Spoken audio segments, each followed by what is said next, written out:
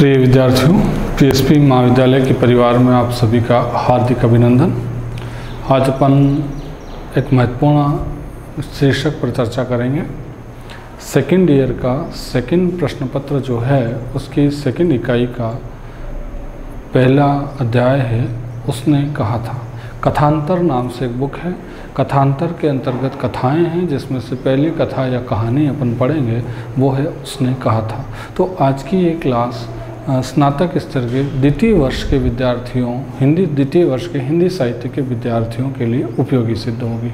तो जो अपन अध्याय आज पढ़ने जा रहे हैं, जो कहानी पढ़ने जा रहे हैं, वो सेकेंड ईयर के सेकेंड पेपर की सेकेंड इकाई में संकलित है।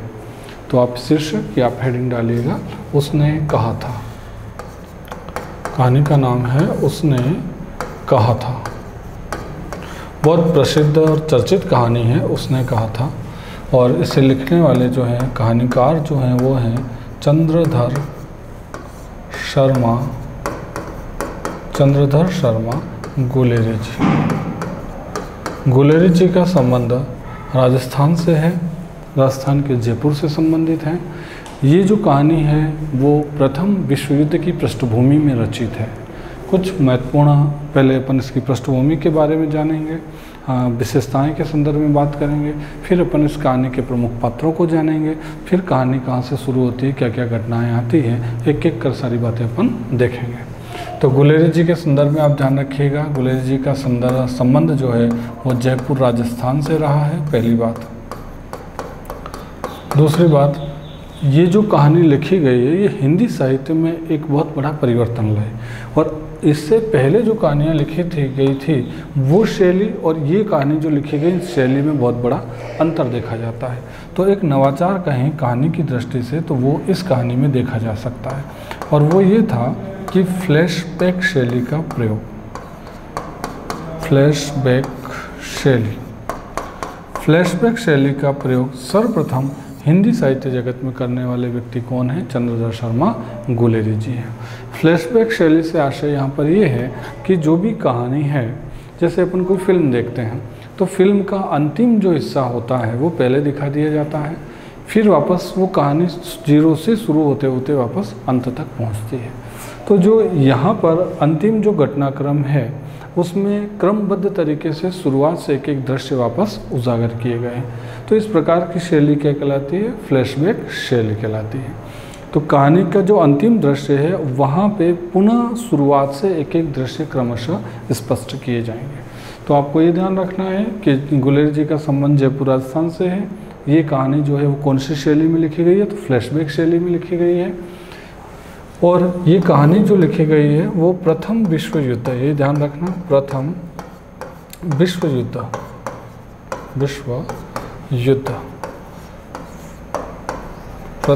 विश्व युद्ध की पृष्ठभूमि में रचित है। कि पृष्ठभूमि,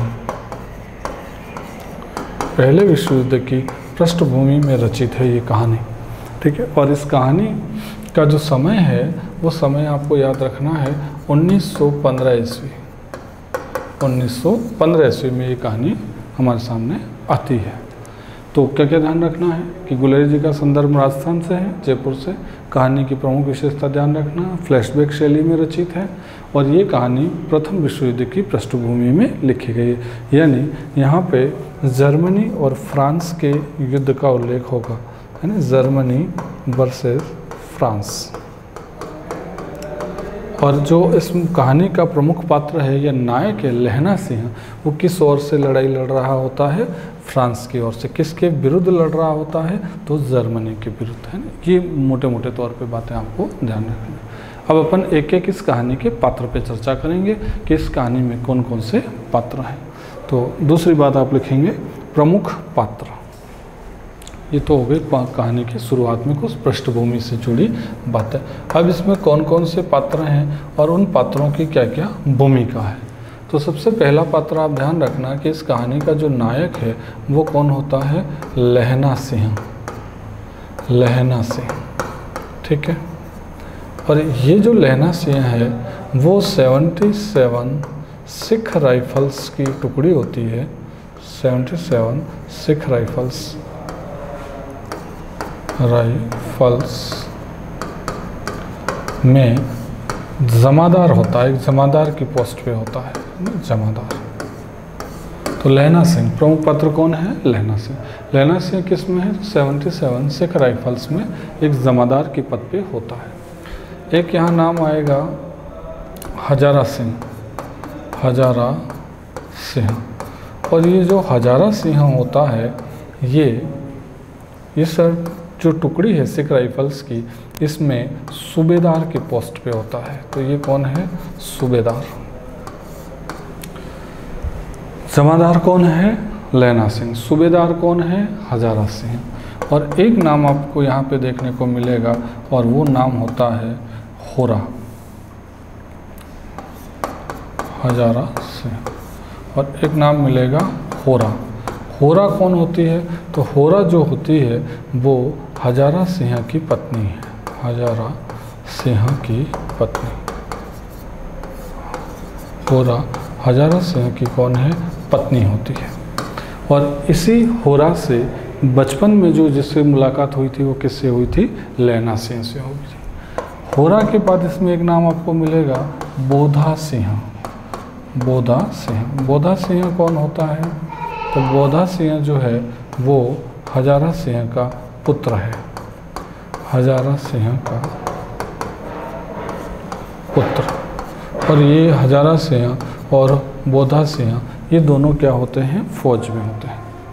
और एक नाम आपको यहाँ मिलेगा वजीरा सिंह, वजीरा सिंह। ये वजीरा सिंह कौन है? तो वजीरा सिंह जो है वो विदूषक होता है, विदूषक। विदूषक का मतलब मेरा है कि मजाकिया, जो फौज में मनोरंजन के लिए कार्य करता है, या अपन जिसको जोकर कहते हैं, तो वो मजाकिया, जोकर और विदूषक कौन होता है? वजीरा सिंह होता है। और एक व्यक्ति आपको यहाँ पे नाम देखने को मिलेगा कीरत सिंह। कीरत सिंह कौन होता है? तो ध्यान रहे, कीरत सिंह जो है वो लहना सिंह का भाई होता है, लहना सिंह का भाई। लहना सिंह का भाई कौन है? कीरत सिंह। तो ये जो नाम आप देख रहे हैं, ये सारे यहाँ के इस कहानी के प्रमुख क्या हैं? पात्र हैं। इन पात्रों के माध्यम से गुलेरी जी ने अपने भावों को क्या किया है? व्यक्त किया है।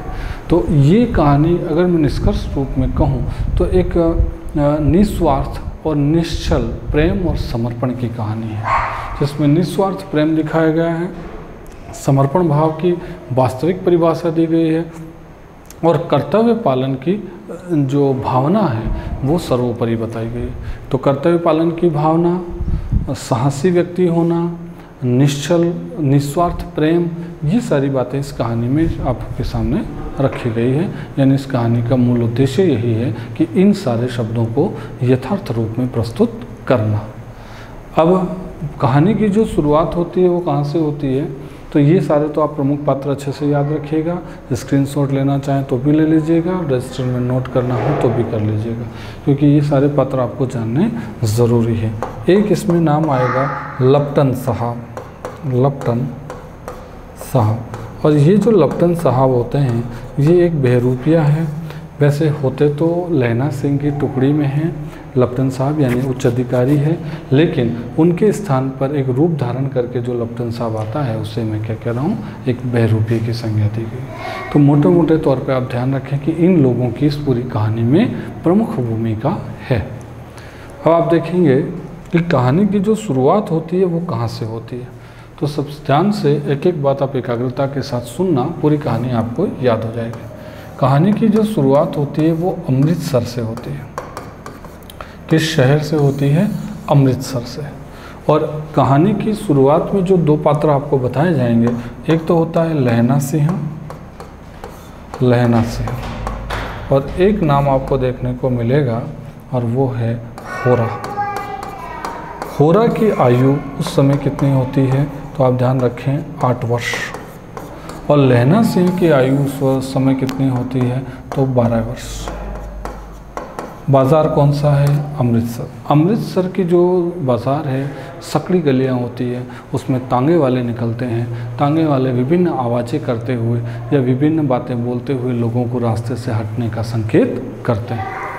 अब 12 वर्ष का जो लैना सिंह है ये गर्मी के दिनों की छुट्टियों में अपने मामा के घर गया होता है, और ये जो होरा है जिसकी उम्र 8 वर्ष है ये भी अपने मामा के घर जाती है। तो होरा बाज़ार में क्यों जाती है? तो होरा जो है वो रसोई के लिए बढ़िया लेने के लिए बाज़ार जाती है, और लैना सिंह अपने मामा की केश यानी बाल धोने के लिए दही लेने के लिए बाज़ार में जाता है। इन दोनों की पहली मुलाकात कहाँ होती है? बाज़ार में। अब जब तांगे वाले उस सकड़ी गलियों से तेज़ गति से गुजरते हैं, तरह तरह की आवाज़ें लगाते हुए लोगों को समझाते हुए रास्ते से हटने का संकेत देते हैं, तो उस समय होरा जो होती है वो किसी घोड़े के तेज़ गति से घोड़ा आ रहा होता है तांगा, और ये रास्ते के बीच में होती है। तो लैना सिंह जो होता है वो उसे उठा के किनारे रख देता है, एक साइड में कर देता है। तो लैना सिंह ने उस घोड़े की टापों से होरा की क्या की थी? रक्षा की थी। बस इतना एक दृश्य ध्यान रखिएगा आप, जो शुरुआती दृश्य आता है। फिर लैना सिंह जो है उसको किनारे तो रख देता है, और बाद में उससे एक बात पूछता है कि तेरी कुड़माई हो गई क्या? कुड़माई का मतलब इसका आशय किससे है? सगाई से है। तो होरा जो होती है वो धत कह के भाग जाती है, यानी इसका कोई उत्तर नहीं देती है। फिर दूसरे दिन, तीसरे दिन, चौथे दिन ऐसे करके 4-5 बार इसके उस बाज़ार में किसी न किसी दुकान पे कोई न कोई सामान लेने जाते हैं, चाहे सब्जी लेने जाते हैं, दूध लेने जाते हैं, है ना, या और कोई वस्तु लेने गए हैं, तो इसी तरह तरह से कोई सामान लेने जाते हैं, तो बाज़ार में या दुकानों पर इन दोनों की भेंट होती है। फिर लैना सिंह का वही सवाल रहता है दूसरे दिन, तीसरे दिन कि तेरी कुड़माई हो गई क्या? और होरा फिर दत्त कह के वहाँ से भाग जाती है। फिर एक दिन और इनकी मुलाकात हुई, जो चौथी इनकी मुलाकात होती है। फिर लैना सिंह का वही प्रश्न होता है, तो इस बार जो है वो होरा जो है उसे उत्तर देती है कि ये पूछता है लैना सिंह कि तेरी कुड़माई हो गई क्या? तो होरा कहती है हाँ हो गई, और मेरा ये कढ़ाई वाला रेशम का कढ़ाई वाला सल्लू देख ले। मतलब रेशम का कढ़ाई वाला सल्लू उसने कपड़ा धारण किया है, मतलब जिस लड़की की सगाई हो जाती है वही वो वस्त्र धारण करते हैं। तो फिर यहाँ लैना सिंह जो होता है वो बहुत परेशान हो जाता है क्योंकि इसकी सगाई हो चुकी होती है। तो ये जो सपना देख रहा था, ये इसकी जो उम्मीदें थी, उन उम्मीदों और उस सपने पे क्या फिर जाता है? पानी। और फिर यहाँ से बाज़ार में गिरता पड़ता, किसी से टकराता, एक साथी से टकरा भी जाता है और एक अंधे की उपाधि प्राप्त करता है। ऐसे करते करते ये घर पहुँचता है। फिर क्या होता है कि अब ये बड़े हो जाते हैं। ये शुरुआती एक दृश्य है, बाज़ार में मुलाकात वाला, प्रश्न पूछने वाला, होरा का उत्तर देना, किस तरीके से स्थितियाँ हैं वो आप सारी ध्यान में रखेंगे। अब ये दोनों जब फौज में चला बड़ा होता है, फौज में भर्ती हो जाता है लैना सिंह। उधर हजारा सिंह जो होता है उसका विवाह किससे हो जाता है? होरा से हो जाता है। शुरुआत में इनकी मुलाकात हुई, फिर होरा जो है इसका विवाह किससे हो जाता है? हजारा सिंह से हो जाता है। और हजारा सिंह जैसा कि मैंने अभी आपको बताया कि किस पद पर होता है, तो सूबेदार के पद पर, और उसी टुकड़ी में लैना सिंह क्या होता है? जमादार होता है।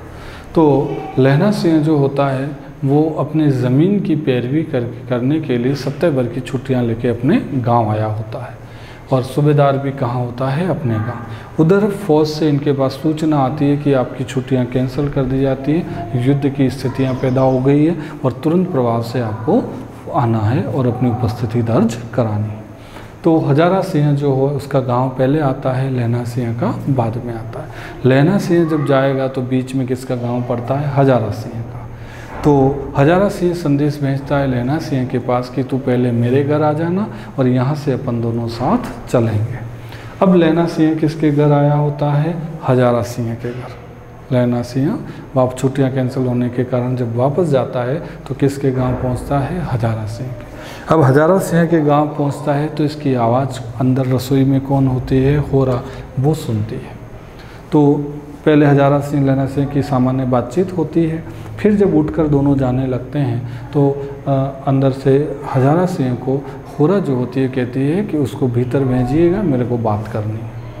तो हजारा सिंह लैना सिंह से कहता है कि तू भीतर जा, सूबेदारनी तेरे से बातचीत करना चाह रही है, सूबेदारनी तुझे पहचानती है। तो होरा ये लैना सिंह एक बार तो आश्चर्यचकित हो जाता है कि सूबेदारनी मुझे कैसे जानती होगी, लेकिन फिर भी भीतर जाता है तो सूबेदारनी कहती है कि तूने अमृतसर के बाज़ार में घोड़ों की टापों से मेरी रक्षा की थी, वो दिन याद है? तेरी कुड़माई हो गई क्या? ये बात कहते तुरंत लहना सिंह की मन मस्तिष्क जो है वो वापस उस बचपन में 12 वर्ष की आयु में जो स्थिति थी वहाँ पहुँच जाता है और लहना सिंह पहचान लेता है कि ये वही लड़की है जो मुझे अमृतसर के बाज़ार में मिली थी। फिर वहाँ उसने कहा था, तो किसने कहा था? होरा ने। क्या कहा था? तो होरा इसे लहना सिंह से एक वचन लेती है। वो कहती है कि जिस तरह तूने अमृतसर के बाज़ार में घोड़ों की टापों से मेरी रक्षा की, मेरे प्राण बचाए, उसी तरीके से फौज में मेरे पति और मेरे पुत्र के प्राणों की रक्षा करना। हजारा सिंह पति है और इसका पुत्र कौन था? बोधा सिंह। और बोधा सिंह को फौज में भर्ती हुए 1 वर्ष का समय हुआ था। इसको फौज में गए कितने वर्ष हुए हैं? 1 वर्ष। और होरा लहना सिंह से कहती है कि इसके बाद 4 और पुत्र हुए लेकिन कोई जीवित नहीं बचा। एकमात्र उसका जीवित पुत्र कौन होता है? बोधा सिंह। तो बोधा सिंह और हजारा सिंह पिता पुत्र दोनों फौज में। तो होरा किससे कहती है? होरा लहना सिंह से कहती है कि जिस तरीके से तूने मेरे प्राणों की रक्षा की थी, ठीक उसी भांति फौज में मेरे पति और पुत्र के प्राणों की रक्षा करना।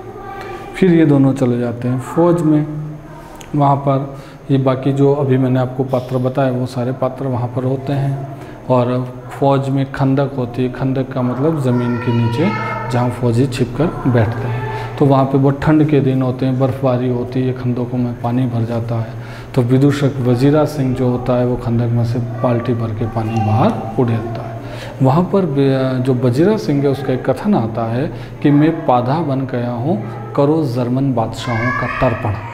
यानी वो ये कहता है कि मैं पंडित हूँ, पानी में खड़ा हूँ और किसका तर्पण कर रहे हैं? जर्मन बादशाहों का। ठीक है, तो ये एक सामान्य बातचीत वहाँ होती है।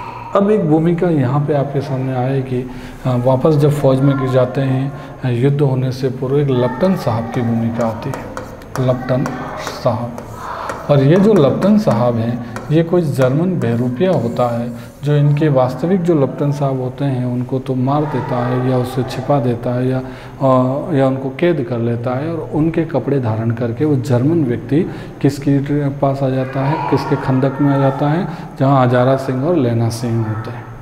अब वो जहाँ वो आता है लप्टन साहब और एक कहानी गढ़ के आता है कि 10 आदमी यहाँ खंदक में रुकें और बाकी पश्चिम की तरफ जो खाई है उस तरफ चले जाएं, क्योंकि वहाँ कुछ जर्मन सैनिक छिपे हुए हैं, वो वहाँ जाके उनको मारें।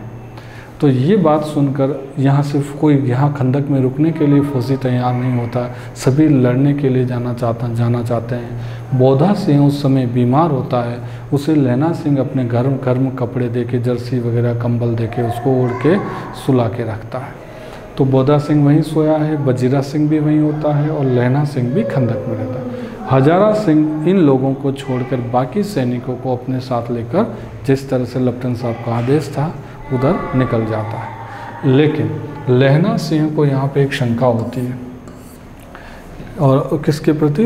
लप्टन साहब के, क्योंकि लप्टन साहब जो है वो जेब में से सिगरेट निकालते हैं और ख़ुद भी पीते हैं और लहना सिंह को पीने के लिए देते हैं। तो लहना सिंह की शंका ये होती है कि सिख कभी सिगरेट नहीं, तंबाकू नहीं पीता है। ये बात हमारे लप्टन साहब अच्छे से जानते थे और ये व्यक्ति मुझे सिगरेट पीने के लिए दे रहा है, लेकिन मतलब निश्चित रूप से कोई न कोई गड़बड़ी है। हमारे लप्टन साहब तो जानते हैं, वो मुझे सिगरेट पीने का आग्रह कभी नहीं करते हैं।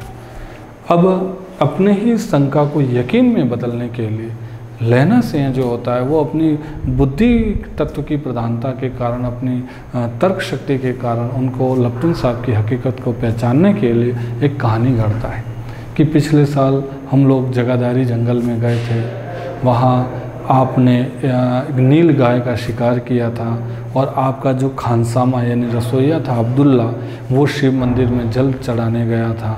अब ये सारी बातें लहना सिंह कर रहा होता है और लप्टन साहब हाँ में हाँ मिला रहे होते हैं। तो यहाँ वो लहना सिंह अच्छे से समझ जाता है कि ये हमारे लप्टन साहब नहीं है, कोई हमारे साथ षड्यंत्र रचा गया है और ये कोई जर्मन व्यक्ति है। तो वो जैसे ही सिगरेट देता है तो वो लप्टन साहब कहते हैं कि तूने अभी तक सिगरेट नहीं पी। तो लहना सिंह कहता है कि मैं अंदर से दिया सलाई लेके आता हूँ, और दिया सलाई लेने के बहाने वो कहाँ जाता है? खंदक के अंदर जाता है। अंदर जो वजीरा सिंह होता है उसको जगाता है और उससे कहता है कि हमारे साथ बहुत बड़ी साजिश रची गई है और तू तुरंत उठ और अपने हजारा सिंह यानी सूबेदार को वापस बुला के ला। नहीं तो उधर कीचड़ में सूबेदार को जर्मन लोग आक्रमण करके मार देंगे और इधर खंदक पर हमला हो जाएगा, हम मारे जाएंगे।